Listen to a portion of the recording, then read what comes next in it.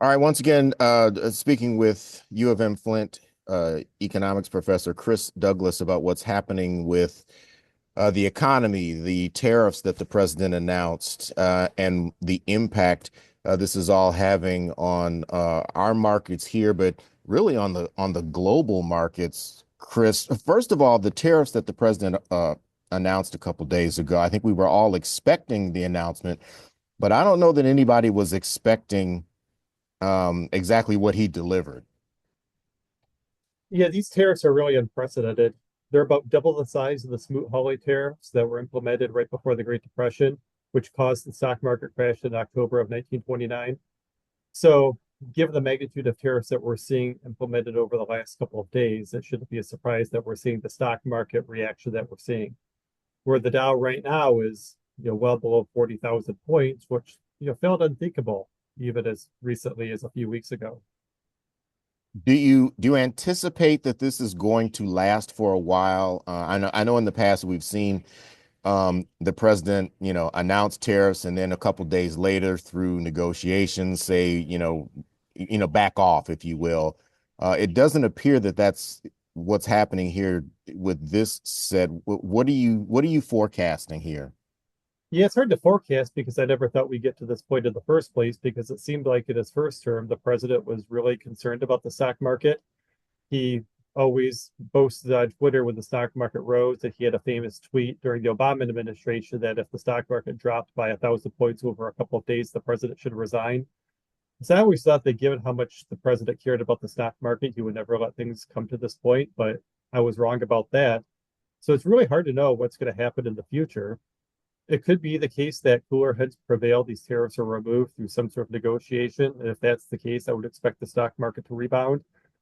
Right now, the stock market likely believes that there is some chance that people back off on tariffs. So the longer these tariffs stay in place, I think the more we're going to see the stock market decline as the stock market builds the expectation that, well, maybe these tariffs are here for the long haul. And I think if the tariffs are here for the long haul, we're going to see a lot of economic damage on top of the stock market damage because for the last 70 plus years, really after World War II, the push has been global trade, globally integrated supply chains. And you can't undo 70 years worth of that overnight with these record setting tariffs. So consumers will be impacted through higher prices, and businesses, even US businesses manufacturing products in the United States, will be impacted because they source a lot of their materials from overseas, they source parts from overseas. So these 34% tariffs or higher just add 34% higher cost to those inputs, which either gets passed on to consumers via higher prices or businesses through lower profits. Do you anticipate we're going to see, excuse me, some layoffs out of this? I know even yesterday we already saw some announcements, particularly in the auto sector, where they're going to pause plants in other countries that are impacted by these tariffs, which in turn is impacting some plants here. Yeah, I think it's likely that we would see some layoffs or even a recession if these tariffs continue long term, because it's a mistake to think that tariffs benefit domestic manufacturers and domestic workers while harming consumers and foreign manufacturers. Certainly, tariffs harm domestic consumers, but they also hurt domestic manufacturers as well because there really is no such thing as a pure domestic manufacturer. Everyone who makes products in the United States sources materials from foreign countries. Things like minerals, oil, gas, energy, things like that, chemicals. When you look at what's imported to the United States, very few imports are consumer goods aside from like clothing and cars. Most are raw materials in the production process. So if those raw material prices increase by 34, 50%, there's no way for businesses to avoid laying off people because consumers have been rocked through higher prices with inflation. If you tack on 34% to the price of a new car thanks to tariffs, and new car prices are already 25% higher than what they were in 2019, the consumer is going to be tapped out, which means sales of cars and other products decline, which leads to layoffs and a recession. How do you think the Fed responds to this? I think Chairman Powell is supposed to speak at some point this afternoon, and I'm seeing on CNBC anyway that they're almost predicting that there's 100% chance that the Fed may cut interest rates again next month. But how do you think that plays in, and what impact would that have? Well, the Fed's in between a rock and a hard place because inflation still is above their 2% target. Inflation's running at about 3% or so. Core inflation, which factors out volatile prices, is still above 3%. And that's, I think, what we kind of watch. What's the core inflation rate in the United States?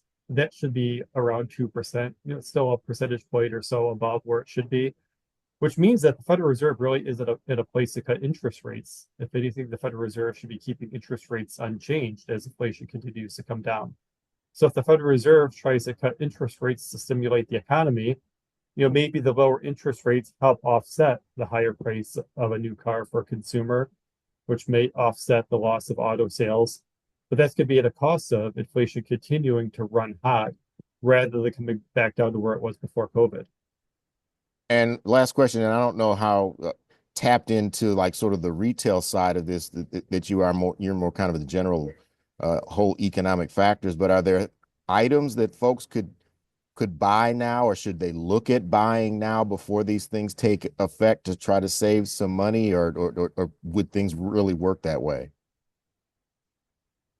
I think probably the impact of the tariff is already being felt in prices. If you're an auto manufacturer and your input costs are going up by 34%, well, you're immediately going to raise your prices by 34% to try to pass that cost on. But maybe prices haven't risen yet as a consequence of these tariffs. If some manufacturers believe that, well, these tariffs are going to be here for the long term. So let's hold off on raising prices until we see that the tariffs aren't going away anytime soon.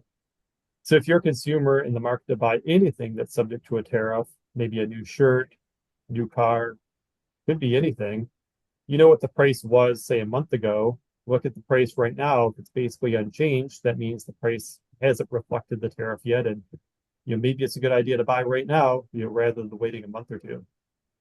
All right. Hey, Chris, thanks a lot. I appreciate it. I'll let you get back to your meeting.